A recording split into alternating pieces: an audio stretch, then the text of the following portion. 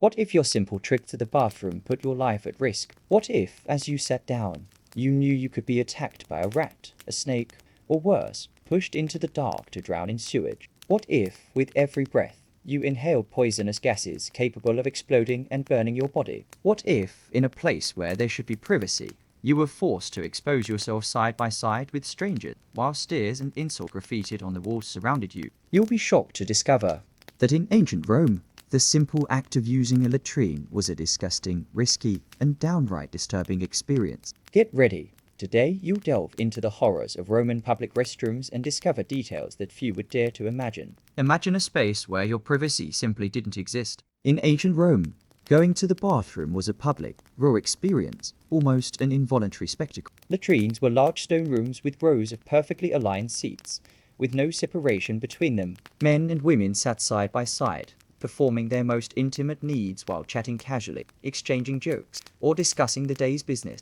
The cruel irony lies in the stark contrast. The place where one would expect the most privacy was also the most exposed. There were no doors, partitions, or private corners. Nothing but the coldness of the stones and the indiscreet glances of other patrons. There, every sigh, every sound, every smell became collective. And the most disturbing detail, there was no shame because there was no choice. How could there be embarrassment in an environment where everyone was equally vulnerable and exposed? The phrase that echoes in this almost surreal environment would be, every need became a spectacle. There was no shame because there was no choice. The Roman latrine was, therefore, more than a simple bathroom. It was a theatre of flesh and naked humanity, where individuality disappeared, dissolved into communal discomfort, and forced intimacy revealed a shocking and often overlooked aspect of Roman daily life. But public embarrassment wasn't the only horror of the Roman experience. Right next to each seat rested an even more disturbing instrument, a sorium.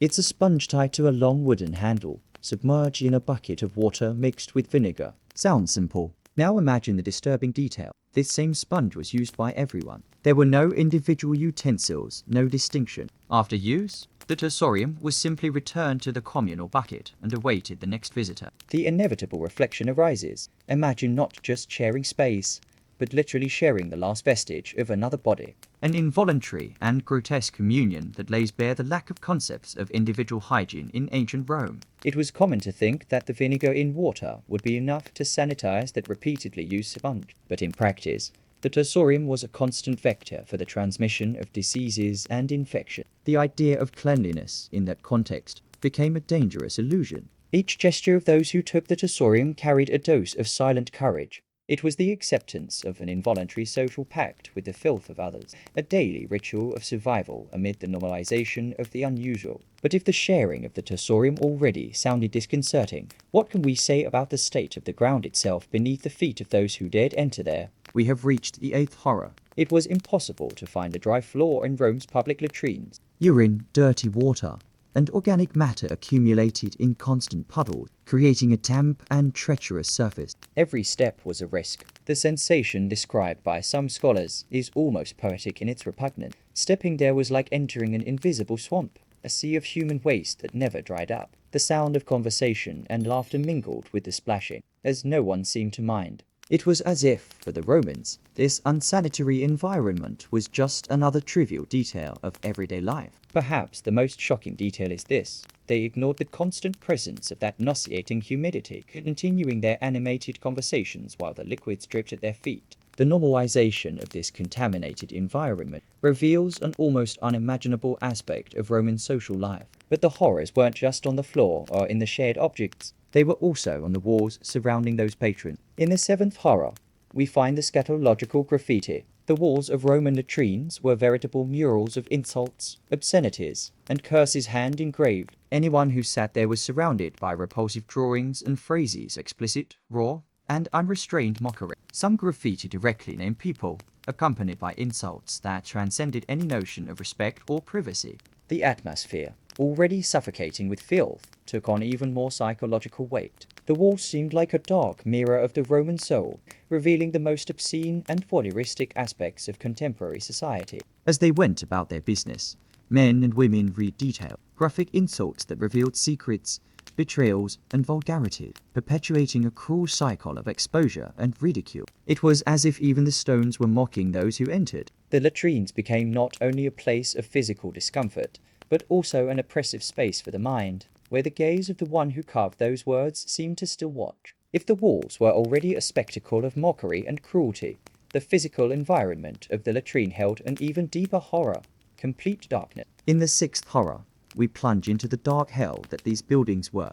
Roman latrines lacked natural light, as many were underground, nor did they have sufficient artificial lighting. The environment was dominated by almost total darkness, a void where everything was shadow and divination. Visitors had to carry small lanterns to guide them through the fetid labyrinth, but all it took was a careless mistake, a slight brush against a stranger's shoulder, for the lantern to fall and go out, leaving everyone trapped in pitch black. Imagine the scene: feet sinking into the muck of human waste, hands groping along the filthy walls, bodies bumping into each other in the dark, voices murmuring softly in suppressed panic. The smell, already unbearable, seemed even more oppressive when nothing else could be seen. It was a faceless, lightless nightmare.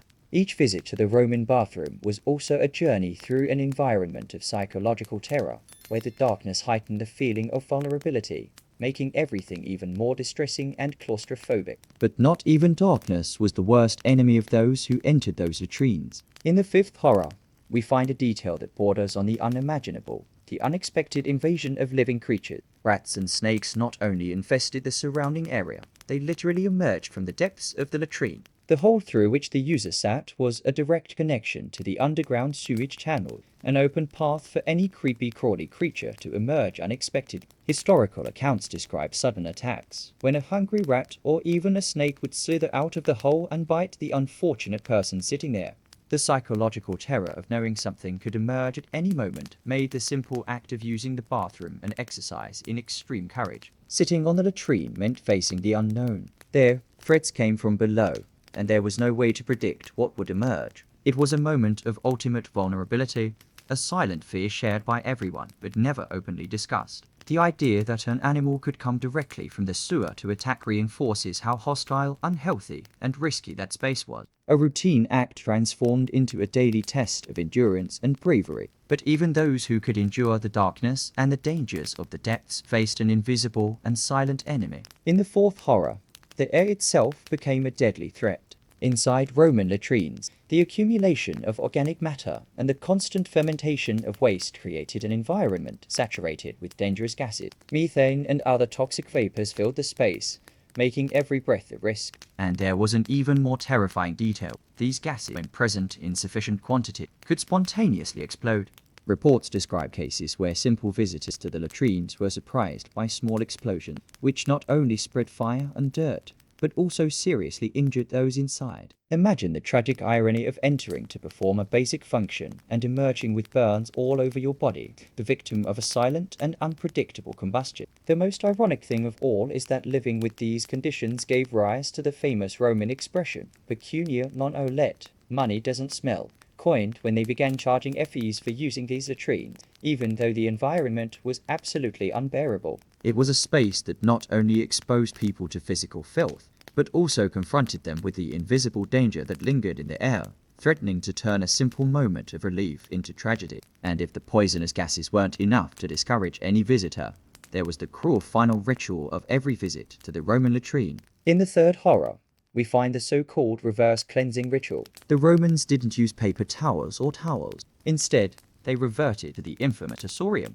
that shared sponge that sat in a bucket of dirty liquid. The most disturbing detail: this liquid solution was permanently contaminated, teeming with residue and microorganisms from all previous users. Every attempt at personal hygiene ended up leaving the user even dirtier. The scene becomes almost absurd. After facing the filthy and unsanitary environment, the only way to cleanse oneself was to dip the sponge in this contaminated broth and use it repeatedly. The extreme repulsion lies not only in the act itself, but in the awareness that this was normal for them, an accepted custom, even seen as practical. No one questioned the practice. No one feared the constant infection. But we, observing today, can see how precarious and unsanitary this concept of hygiene was. This false cleanliness functioned as a tragic cycle. With each use, more dirt was spread, more disease spread.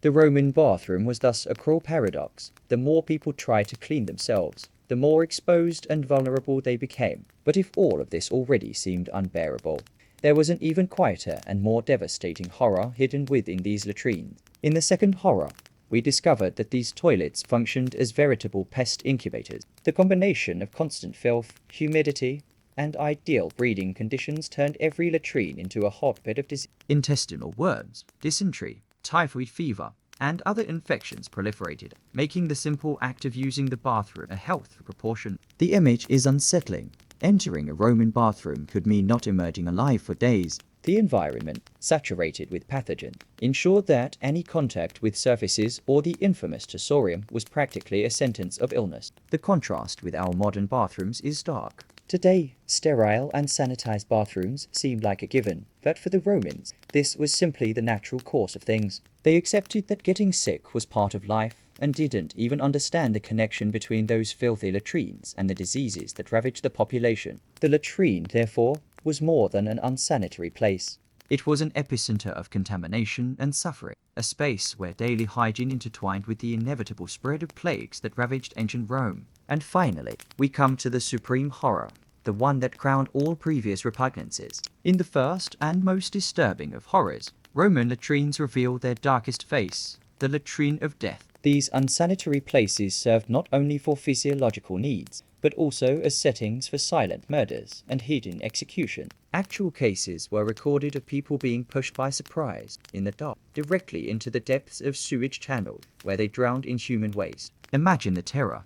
You bend down to use the latrine, complete darkness surrounding you, the suffocating smell, the dampness dripping down the walls. And suddenly, invisible hands appear, a furtive shove throwing you into the filthy pit. Death arrived brutally and silently, muffled by the fetid mud that swallowed the body without leaving any immediate trace. Latrines, therefore, weren't just deadly by accident. They became perfect tools for quick and discreet execution. Murder blended into routine, death lurked in the most unexpected places, and Rome lived with this cruel possibility as part of its grim daily life. Yes, Roman latrines were the scene of silent tragedy, where the last breath was suffocated between feces and urine, and sewage served both to dispose of waste and to eliminate unwanted lives.